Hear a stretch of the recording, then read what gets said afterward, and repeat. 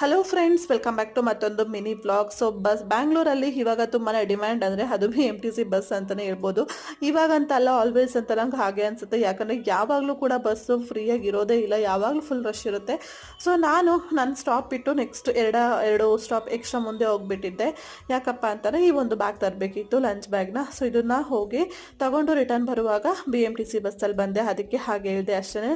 So ಇದನ್ನು ತಗೊಂಡು ಮನೆಗೆ ಬರುವಾಗ ನನ್ನ ತಲೆಯಲ್ಲಿ ಓಡ್ತಿದ್ದು ಒಂದು ಪ್ರಶ್ನೆ ಏನಂದರೆ, ನಾನೇನು ಅಷ್ಟೊಂದು ಚೂಸಿ ಏನಲ್ಲ.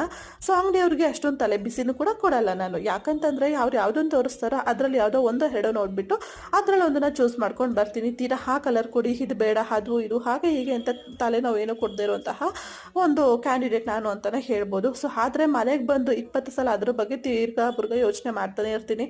ನಾನು ತೊಗೊಂಬಂದಿದ್ದು ಓಕೆ ಇದೆಯಾ, ಕ್ವಾಲಿಟಿ ಓಕೆ ಇದೆಯಾ, ಕಲರ್ ಓಕೆ ಇದೆಯಾ, ಪ್ರೈಸ್ ಓಕೆ ಇದೆಯಾ ಅಂತ ಮನೆಗೆ ಬಂದು 2 ದಿನ ಅದನ್ನೇ ಯೋಚನೆ ಮಾಡ್ತೀನಿ.